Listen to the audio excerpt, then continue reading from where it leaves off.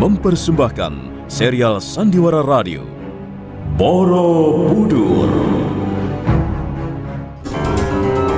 Di tanah Jawa, di saat kerajaan Mataram kokoh berdiri, setindak demi setindak, perlahan namun pasti, berdiri megah sebuah bangunan suci, Borobudur. Diangkat dalam serial Sandiwara Radio dengan kisah Hilangnya Pusaka Mataram. Naskah karya Edi Dosa, ide cerita S. Tijab.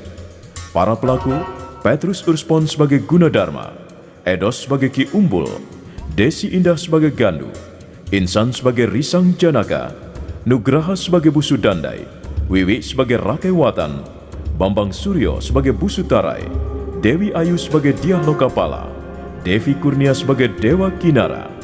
Dibantu oleh Idris Apandi, Azhari, Rifki, Syafna, Elias Gibel, Teti, Sulis, Arif, Edi Juni, Guritno, Ari, dan sederet bintang sandiwara radio lainnya. Pembawa cerita Asdi Suhastra, sutradara Edi Dosa.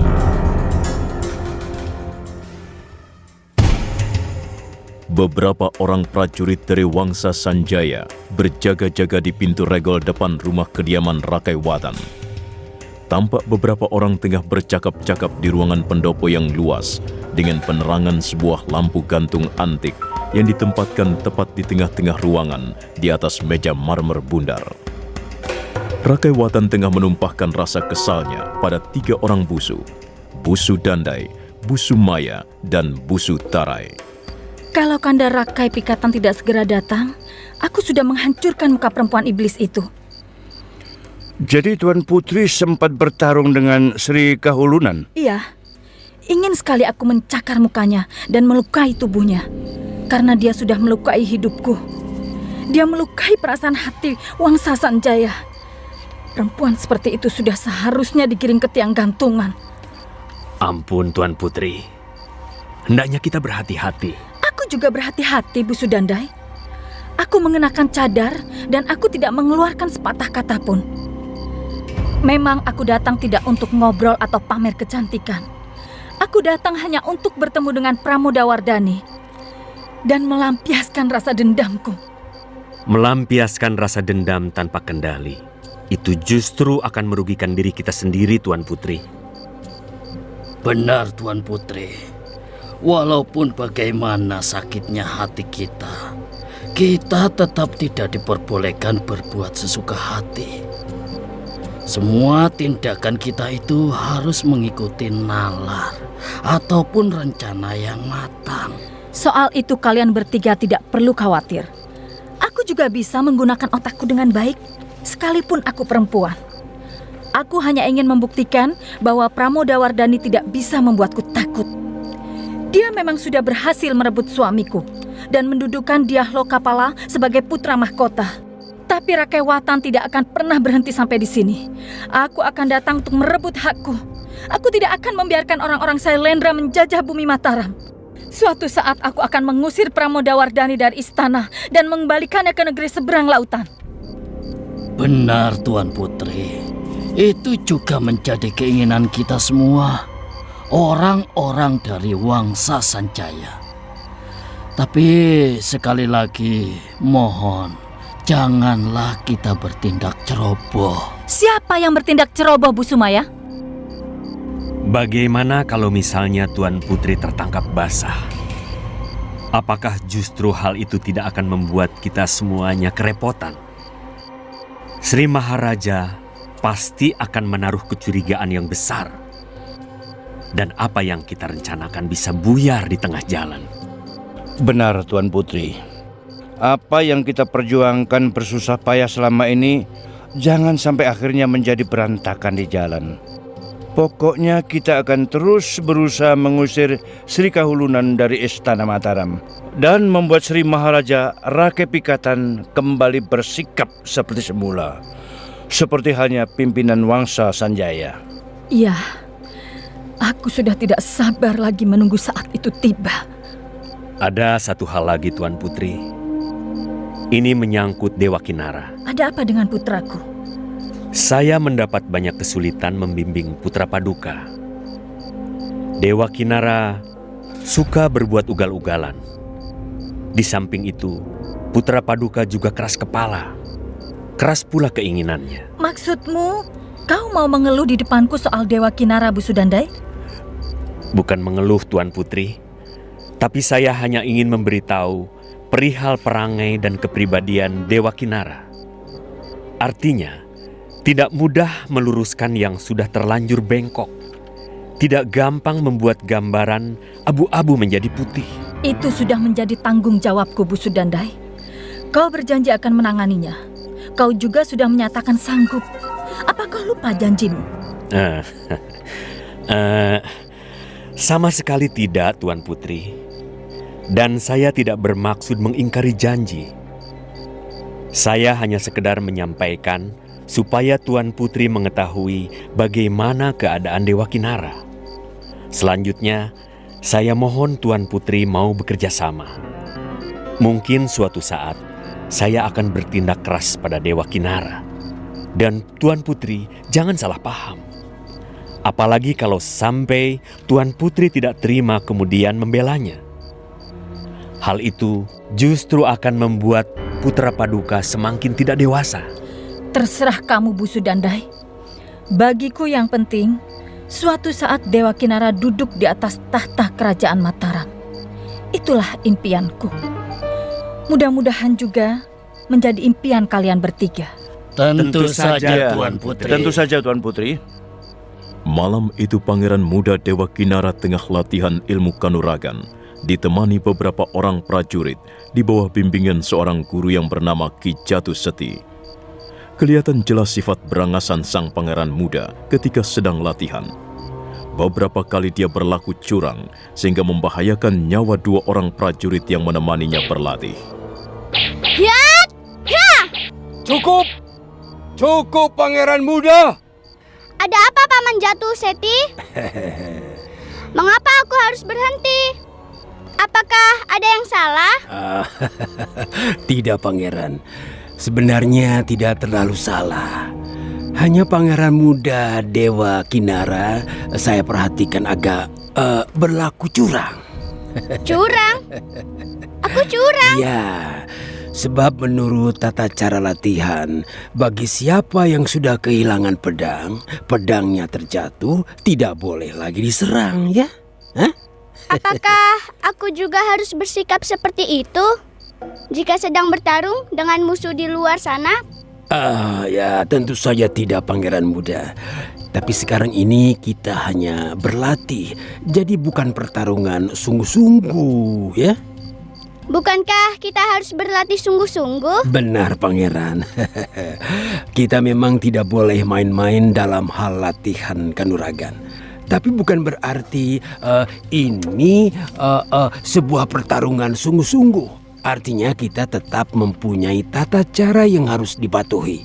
Semua itu demi menjaga keselamatan kita sendiri maupun keselamatan teman kita berlatih, ya? Seharusnya kita berlatih sama persis seperti pada saat kita bertarung di luar sana. Mengapa harus pakai aturan-aturan segala? Ya, dimanapun juga yang namanya latihan kanuragan harus menggunakan aturan, Pangeran Muda, ya? Aku tidak suka aturan-aturan seperti itu, Paman.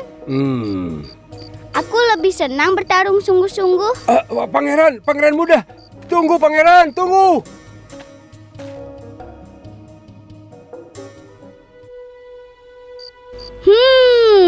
Rupanya kamu yang mengintipku tadi. Bukankah kamu dayang-dayang itu?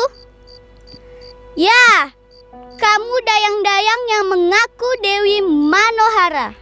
Lalu kenapa kalau kamu tahu bahwa aku Manohara? Tidak apa-apa. Aku tidak bermaksud marah. Aku hanya ingin tahu mengapa kamu tadi mengintip aku. Aku sudah beberapa kali mengintipmu, Dewi Kinara. Aku senang melihatmu latihan kanuragan. Berani sekali kamu melakukannya. Apa tujuanmu, hah? Siapa yang menyuruhmu? Lokapala yang menyuruhmu mengintipku dan memata-matai aku. Tak ada yang menyuruhku, Dewa Kinara. Aku tak suka disuruh-suruh. Aku lebih senang berbuat sesuatu atas keinginanku sendiri. Bagaimana kalau aku yang menyuruh? Cih, kau mau menyuruhku? Laki-laki macam apa kamu, Dewa Kinara? Aku juga seorang pangeran muda. Sama seperti Lokapala. Aku mempunyai wewenang yang besar di sini. Aku mempunyai 10 orang dayang-dayang dan 30 orang prajurit yang menjaga keselamatanku.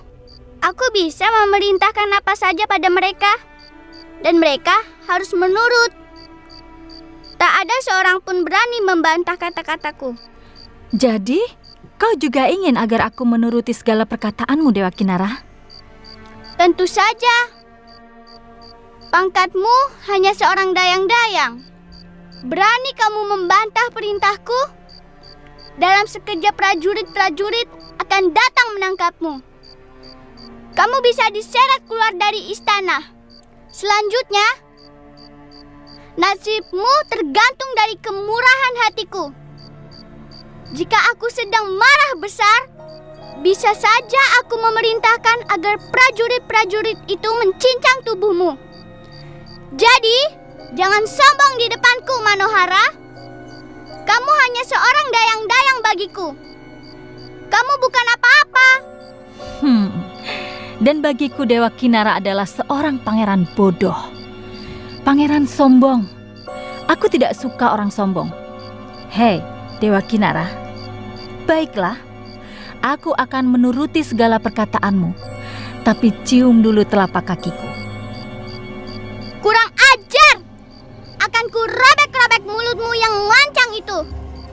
Hiat! Hiat! Hiat! Hiat! Oh, kurang ajar Manohara. Perempuan simpanan Lokapala itu sudah berani menghinaku. Aku tahu pasti mereka berkomplot. Keparat. Suatu saat akan ku balas kata-katanya. Mereka pikir aku takut. Oh, sekalipun bukan putra mahkota, tapi aku juga putra Ramanda Sri Maharaja Rakai Pikatan. Pangeran muda tidak apa-apa. Memang ada apa, Paman Jatuh Seti? Pangeran muda tiba-tiba saja berlari. Hamba sudah berteriak-teriak memanggil, tapi pangeran muda tidak mau mendengar. Ada apa sebenarnya ini? Ada apa? Ada yang mengintipku di celah-celah tembok itu, Paman Jatuh Seti. Oh ya. Dan aku sudah berhasil mengejarnya. Ya. Dia seorang dayang-dayang. Namanya Dewi Manohara. Lalu tadi hamba dengar ada orang berkelahi. Aku yang berkelahi, Paman. Aku yang bermaksud meringkus dayang-dayang itu. Tapi dia keburu lari. Dayang-dayang? Pangeran muda berkelahi dengan seorang dayang-dayang, ya? Dia bukan dayang-dayang sembarangan. Maaf. Iya. Dia perempuan simpanan Lokapala. Maaf. Hamba tidak tahu, Pangeran. Maaf. Tentu saja Paman tidak tahu. Karena yang Paman pikirkan cuma peraturan-peraturan dalam tata cara latihan. Maksud hamba, Pangeran. Maksud hamba. Sudahlah, sudah.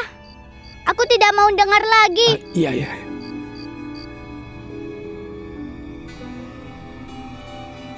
Tunggu sebentar, Langkali. Jangan teruskan dulu laporanmu, karena aku tahu ujungnya. Pasti kamu hanya mau melaporkan sebuah kegagalan. Benar demikian, bukan? Benar, Tuan Busu. Percuma kalau akhirnya aku hanya akan mendengar laporan kegagalanmu. Dasar pendekar goblok. Dengar, kamu kuberi waktu beberapa bulan untuk meringkus orang yang bernama Risang Janaka. Kamu kuberi kesempatan mencari anak buah, berapapun orangnya. Semuanya. 10, 20, 30 orang atau berapapun. 32 orang, Tuan Busu. 32 orang. Dan masih juga kalian gagal menangkap Risang Janaka?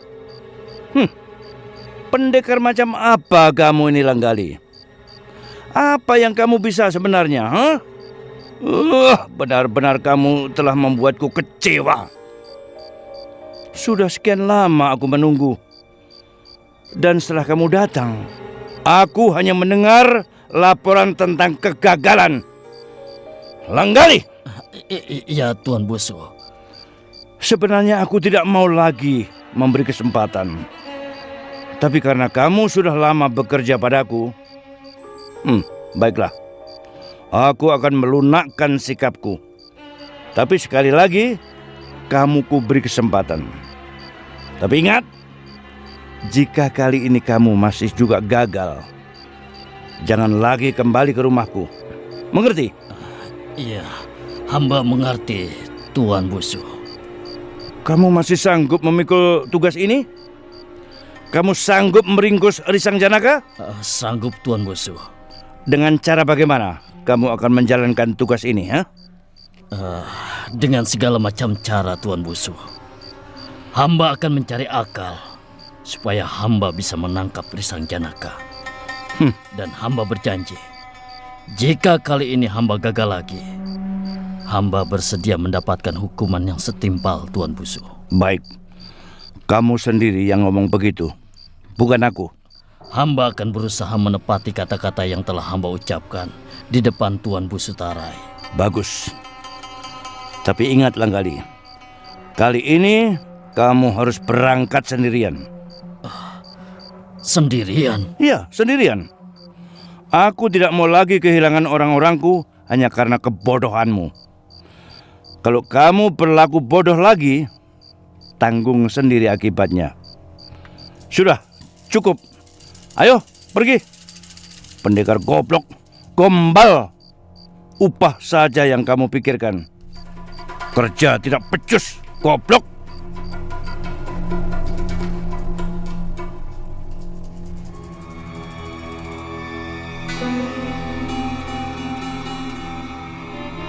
Merah padam wajah Langgali mendengar cercaan dan hinaan Busu Tarai. Dadanya bergetar, hatinya serasa terbakar. Risang Janaka. Semua ini gara-gara Risang Janaka.